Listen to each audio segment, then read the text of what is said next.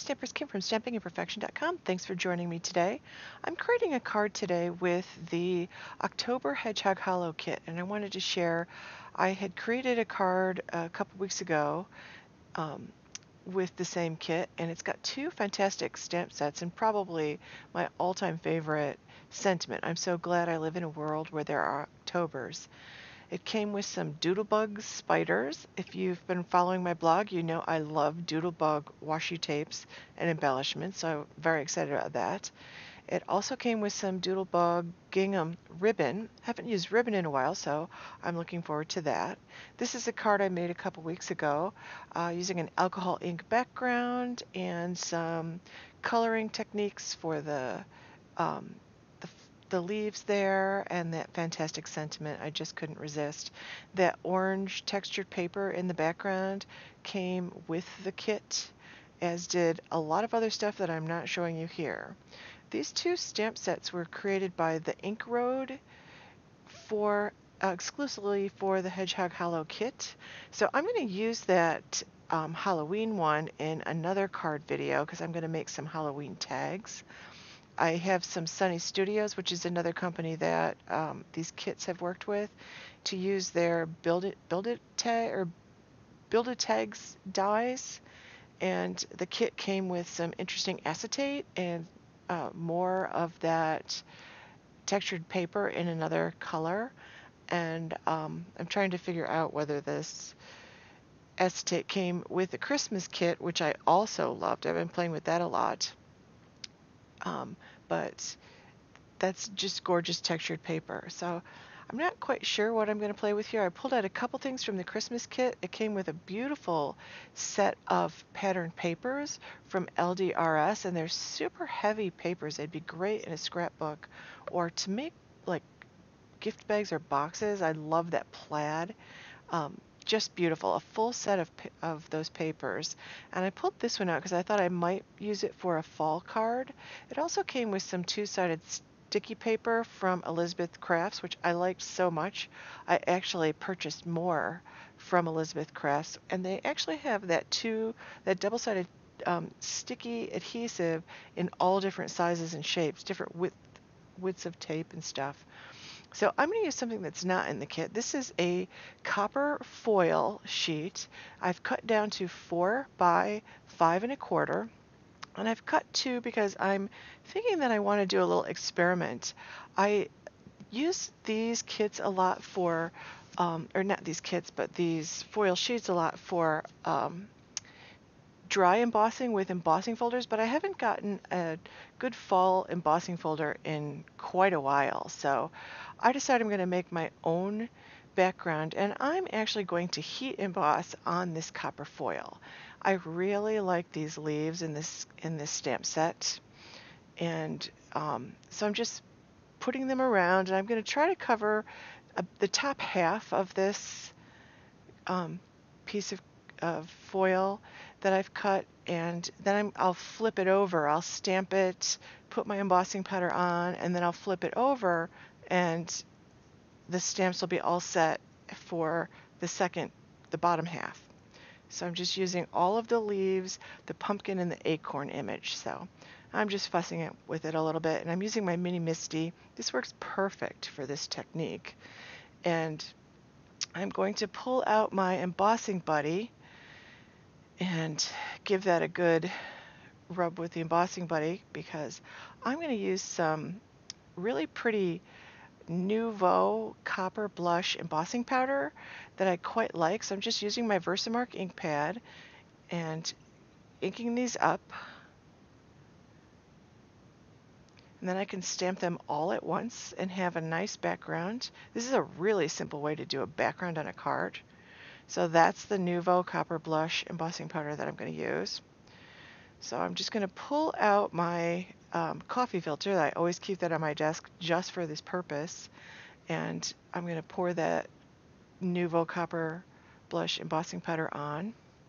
And then I'm not going to heat set it. I'll just heat set the whole thing all at once, because that foil is very sensitive to heat setting. And I don't want I have to rearrange a couple things. I don't want the pumpkin or the acorn to be upside down. So I'm flipping them over so that when I turn that card piece over, all the pumpkins and acorns will be facing up. So I just had to make two little adjustments there, and I'm going to ink it up, add more embossing powder to the top, and then I'm going to heat this up. Now you'll notice that I did use the Misty for this. I like using a stamp positioner for this technique because that foil is kind of slick.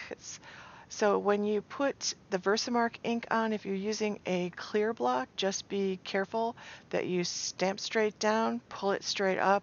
You don't want to slide the clear block at all while you're stamping. It's very easy to do on that foil because the foil has a very slick surface.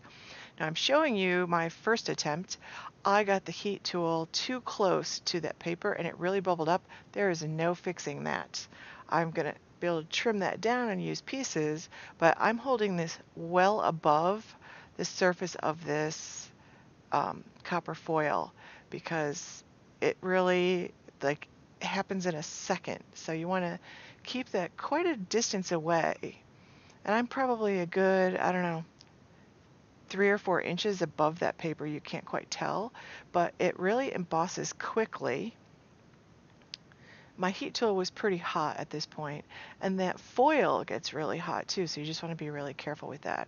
So I'm going to pull out a Swiffer and I'm just going to buff it up and get rid of the remnants of the embossing buddy powder, and get rid of all my fingerprints because there's always fingerprints that I leave behind. And that's going to complete my background piece for this card. I really like making my own backgrounds in this way. Super simple. You could mass produce these if you wanted to. So it's just an easy technique, and I got to use every one of those fabulous leaves and the pumpkin and the acorn. I just love those images. So that, again, is cut at 4 by 5 1/4. I've cut a piece of black cardstock at 4 1/8 by 5 3/8, and then I have a piece of craft that I'm using for my card base cut at 4 1/4 by 11, and I scored that at 5 1/2. So I've got some ribbon and some linen thread, and now I just have to decide what I'm going to do about the sentiment. I like the idea of using vellum, or even layering the vellum on top of that black cardstock, or maybe just putting the sentiment on black cardstock. So I'm going to create 2 of these sentiments, one on vellum and one on the black cardstock, and then I'll decide after I make them. And of course the second one isn't going to go to waste. So I'm just lining things up. I don't know why I'm being fussy because I'm going to have to trim this later anyway. So again with the embossing buddy, I'm going to use that same copper blush Nuvo embossing powder. It's so pretty. It turns out really pretty on this vellum. I'm so surprised how pretty it is. And it really heat sets beautifully. It's a very pretty embossing powder. So I'm going to peel this off, pull out that same coffee filter, pour on my embossing powder, and then I'm going to put that aside while I do the same thing with the black cardstock. I'll just heat set them both at the same time with my heat tool. I'm just brushing off some excess powder with my fluffy brush. And now I'm going to do the same thing with the black cardstock. And I'm going to go ahead and heat set both of these. And then I have to make the hard decision about which one am I going to use. Again, I buff them both up and get rid of the powder, excess powder with a Swiffer. And I'm just using I'm actually going to use some of my liquid Tombow glue here to attach the foil background piece I created to that black mat. I like this glue because it gives me some wiggle room time. I don't love centering things, so I need a little time when I put something down, and then I'm going to give it a good push so it really adheres.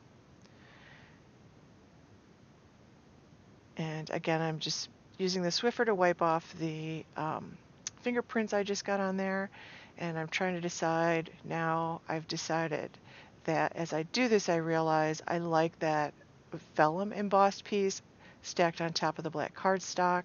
So I'm just going to trim those down, pulling out my Tonic guillotine trimmer. I love this trimmer for for this because you can really line it up and get nice straight cuts with it for things like this. Now I'm going to attach that vellum piece. I'm just going to use some of my multimedia matte on the back of a few of the letters. There's no good way really to attach vellum with glue. It's going to show through a little bit, but the multimedia matte is my favorite one to use for it because it does dry fairly clear.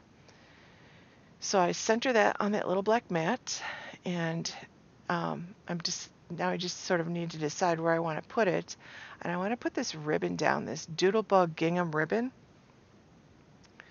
So I'm just going to put some tape runner on the back and then sort of center that piece of gingham right on that card piece that I've created. And I'm going to take that linen thread and wrap it around, I don't know, 2 or 3 times and just tie a little knot. I just like having a natural element on a card, an autumn card. So I love having, sorry, I'm out of the camera range here, but I love having that natural element. I like, if I had a burlap ribbon, I would be using that. There's something about the natural elements for a fall card that I just think really complete a fall card. So I'm going to put this in. I'm going to leave that dangling because I'm not quite sure what I want to do with that extra linen thread. But I'm going to put some foam tape on the back of this and attach it to my card base. And this is a nice masculine card. If I wanted to use it for a masculine or feminine card, like I could send this to anyone. I really like this color combination. And I love that copper blush embossing powder on that copper foil. So I'm going to pop my sentiment up on some more foam tape to add a little bit more dimension. Still, this will be pretty easy to mail. And then I'm just centering it over the top of the ribbon and the linen thread, and I'm going to clip the linen thread off. And I want to add one final touch, and it's the spiders, those Doodlebug spiders. I just love those. And they have 2 little prongs on the back, so I'm just bending them both in one direction, and I'm going to just slide those prongs underneath that foam tape. And as I did that, the top bead just slid off, so I just used a little multimedia matte. I'm going to reattach that bead, and that's going to complete my card. And I really like it. I think it's pretty simple. It would be easy to mass produce these, actually. And I just like the way that it turned out. And I actually have not even used, look at all this other stuff that came in this kit. I didn't even show you that before. I could add some of those if I wanted to. But thanks for watching. Stop by my blog at stampingimperfection.com. Make sure to give this video a like and share with your friends on your favorite social media platform. Thanks for watching.